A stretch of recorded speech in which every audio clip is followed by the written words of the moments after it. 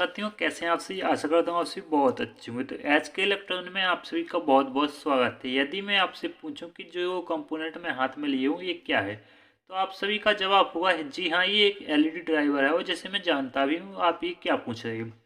तो आप ये तो जानते हैं कि ये एक एलईडी ड्राइवर है, लेकिन आप ये नहीं जानते होंगे कि आखिर ये काम कैसे करता है। इसमें जो जो कंपोनेंट यूज किए जाते हैं इनका आखिर काम क्या होता है। क्योंकि यदि आप देखें तो कोई कोई ड्राइवर बोर्ड होता है जो एलईडी ड्राइवर होता है, उसमें थोड़े से ही कंपोनेंट यूज किए जाते हैं और कोई कोई होता है उसमें बहुत सारे कंपोनेंट यूज किए जाते हैं। तो सीधी सी बात है, यहाँ पर आप ये ड्राइवर देख रहे हैं, ये भी एक एलईडी का ड्राइवर है, जिसकी साइज से भी आप अंदाज़ा लगा सकते हैं कितना छोटा है कितना बड़ा है। तो देखिए, आप इसे समझ सकते हैं कि ये एक लोकल कंपोनेंट है, यानी लोकल एलईडी ड्राइवर है, और ये एक ओरिजिनल एलईडी ड्राइवर है। तो फिलहाल हम इस लोकल वाले पर चर्चा नहीं करने वाले, एक ओरिजिनल ड्राइवर में क्या क्या होता है और ये काम कैसे करता है। तो फिलहाल मैं थोड़ी बात इसकी डिटेल दे दूँ कि देखिए, इसमें ना ही प्रोटेक्शन सेक्शन होता है, केवल इसमें एक प्रेशर रेक्टिफायर, एक जो हमारी स्विचिंग आईसी होती है वो लगी होती है, ये आउटपुट हमें दे देता है। लेकिन ऐसा इसमें नहीं है, इसमें बहुत कुछ अलग है जो कि आप वीडियो में जानेंगे कि क्या इसमें अलग है। और आप इस एलईडी ड्राइवर की वीडियो से आप किसी भी प्रकार के एलईडी ड्राइवर को रिपेयर व इसकी समझ रख सकेंगे। तो चलिए आज की वीडियो को शुरू करते हैं। और अभी तक आपने इस चैनल को सब्सक्राइब नहीं किया है तो सब्सक्राइब जरूर से जरूर कर लीजिएगा। तो चलिए इस वीडियो को शुरू करते हैं।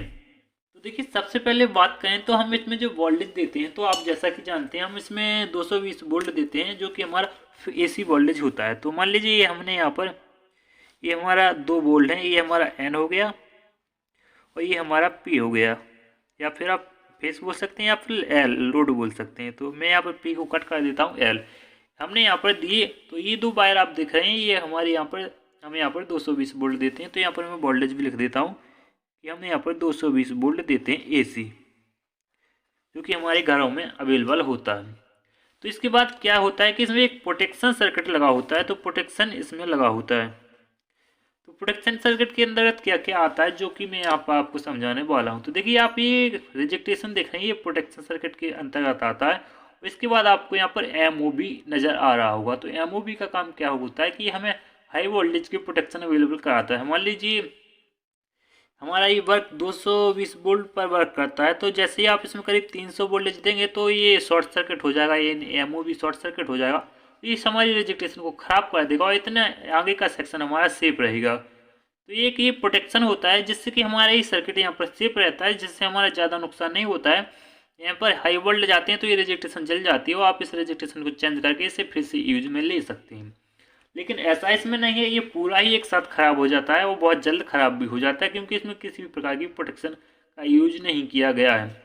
इसके बाद यहाँ पर आप देख सकते हैं जो एसी वोल्टेज होते हैं वो कुछ इस प्रकार के होते हैं। तो यहाँ पर मैं एसी वोल्टेज का साइन बना रहा हूँ, इस प्रकार के एसी वोल्टेज होते हैं। इसके बाद यहाँ पर एक ब्रिज रेक्टिफायर लगाया जाता है, आप यहाँ पर देख सकते हैं एक ब्रिज रेक्टिफायर है। प्रोटेक्शन सर्किट के बाद यहाँ पर एक ब्रिज रेक्टिफायर लगाया जाता है, जो कि हमारा एसी को डीसी में कन्वर्ट करता है।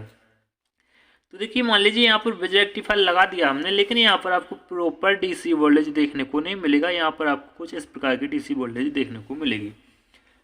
तो इस प्रकार की डीसी वोल्टेज को फिल्टर करने के लिए हम यहाँ पर पीएफ का यूज करते हैं, यानी कैपेसिटर करते हैं। तो देखिए, यहाँ पर एक नॉन पोलराइज्ड 2 कैपेसिटर यूज किए गए हैं, एक ये एक ये। तो यहाँ पर इसके बाद आपको ये यहाँ पर प्रॉपर डीसी देखने को मिल जाती है, जो कि हमारी प्लस माइनस यहाँ पर आपको करीब 300 वोल्टेज देखने को मिल जाते हैं। क्योंकि डीसी में यानी डीसी में बदलने के बाद यहाँ पर वोल्टेज हाई हो ही जाते हैं, जैसा कि आप जानते हैं, क्योंकि यहाँ पर कैपेसिटर लगे होते हैं वो चार्ज हो जाते हैं, जिससे हमारे यहाँ पर वोल्टेज इंक्रीज हो जाते हैं। तो इसके बाद क्या होता है कि प्रॉपर हमारी डीसी आ गई। इसके बाद यहाँ पर एक स्विचिंग आईसी लगाई जाती है, जो कि हमारे वोल्टेज यानी जो हमारा वोल्टेज होता है वो कुछ इस प्रकार से होता है। तो देखिए, इस प्रकार से हमारा वोल्टेज हो गया, यानी इस आईसी के लगने के बाद हमें जो भी यहाँ पर आउटपुट में वोल्टेज मिलता है वो हमें कुछ इस प्रकार से यहाँ पर वोल्टेज मिलता है, और जिस कारण से हमारी इस प्रकार की ये एलईडी पट्टी ग्लो होती है। लेकिन यहाँ पर यदि हम इस प्रकार के वोल्टेज पर, यानी इस प्रकार की वोल्टेज पर इस एलईडी पट्टी को लगाते हैं तो थोड़ी बिलिंग की प्रॉब्लम आती है। आपको थोड़ा लगता है कि ये थोड़ी बिलिंग कर रही है। तो बिलिंग के लिए हम यहाँ पर एक कैपेसिटर लगा देते हैं, जिससे हमारी प्रॉपर क्लियर ही ये एलईडी पट्टी हमें ग्लो होती हुई नज़र आती है। लेकिन ऐसा नहीं है साथियों कि ये कंटिन्यू जलती है, ये ऑन ऑफ होती है, लेकिन इसकी फ्रिक्वेंसी थोड़ी अलग होती है, इसकी ज़्यादा फ्रिक्वेंसी होती है, जिसके कारण से आपको यहाँ पर इसकी ब्लिंक दिखाई नहीं देती। जैसा कि आप जानते हैं कि एसी में हमारी फ्रिक्वेंसी होती है इस प्रकार की, लेकिन यहाँ पर भी फ्रिक्वेंसी है, लेकिन इस फ्रिक्वेंसी को हमने यहाँ पर स्विचिंग टाइप में चेंजेस किया है, जिससे कि हमें एलईडी पट्टी हमारी जल जाती है और यहाँ पर हमें डीसी वोल्टेज देखने को मिल जाती है। तो आशा करता हूँ आपको वीडियो पसंद आया, तो इस वीडियो को लाइक देन चैनल को सब्सक्राइब जरूर कर लीजिएगा। तो आप समझ गए होंगे कि ये एलईडी ड्राइवर कैसे काम करता है। सबसे पहले ये क्या करता है कि जो हमारे घरों में वोल्टेज आता है, इसके बाद ये प्रोटेक्शन सर्किट में जाता है। तो देखिए ये प्रोटेक्शन सर्किट रहा, और फिर यहाँ पर एक ब्रिज रेक्टिफायर लगाकर इसे डीसी में कन्वर्ट किया जाता है, यानी प्लस माइनस हमें अवेलेबल करा दिए जाते हैं। और प्लस माइनस यानी डीसी को प्रॉपर डीसी में कन्वर्ट करने के लिए यहाँ पर 2 कैपेसिटरों का एक इंडक्टर का भी यूज किया जाता है। आप ये इंडक्टर दिख रहे हैं, ये इंडक्टर क्या करता है, ये फ्रिक्वेंसी को चेंज करता है, यानी फ्रिक्वेंसी को कम करता है। तो इसके बाद यहाँ पर इंडक्टर लगाया जाता है और APF लगाकर हमें यहाँ पर प्रॉपर डीसी देखने को मिल जाता है। और प्रॉपर डीसी के बाद इस यहाँ पर एक स्विचिंग IC लगाई जाती है, जिससे कि इसकी स्विचिंग को सेट कर हम यहाँ पर एलईडी पट्टियों को ग्लो करा लेते हैं। और स्विचिंग को यानी अच्छा रखने के लिए यहाँ पर एक कैपेसिटर यूज किया जाता है, जो कि आप यहाँ पर मेन कैपेसिटर दिख रहे हैं, जिससे कि एलईडी हमें ब्लिंक की प्रॉब्लम नहीं आती। और देखिए यदि आप इसकी स्विचिंग को देखना चाहें अपनी आंखों से, तो ये कैपेसिटर निकाल लीजिएगा और जैसे ही आप इसमें वोल्टेज देंगे तो आपको ये एलईडी पट्टी ब्लिंक करती हुई नजर आ जाएगी। तो आप यहाँ पर देख सकते हैं कि ये स्विचिंग किस प्रकार से IC करती है। तो आशा करता हूँ आपको वीडियो पसंद आया, तो इस वीडियो को लाइक दें, चैनल को सब्सक्राइब जरूर से जरूर कर लीजिएगा। बस मिलते हैं किसी अन्य वीडियो में, जब तक के लिए जय हिंद, वंदे मातरम। और किसी भी टॉपिक पर वीडियो चाहिए तो कमेंट में जरूर कीजिएगा। नेक्स्ट वीडियो हम इसका सर्किट डायग्राम को मेजर करने वाले हैं कि किस प्रकार से इसका सर्किट डायग्राम होगा।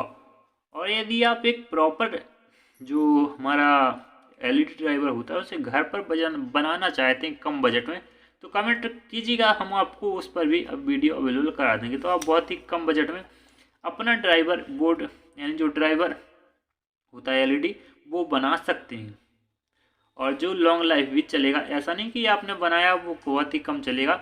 मैं ऐसा सर्किट डायग्राम आपको दूंगा जिसे आप घर पर बना सकते हैं और विदाउट SMD कंपोनेंट के, और वो आपका लॉन्ग लाइफ भी चलेगा। तो बस आज की वीडियो में इतना ही। कैसी लगी वीडियो कमेंट में जरूर बताइएगा। जब तक के लिए जय हिंद, वंदे मातरम।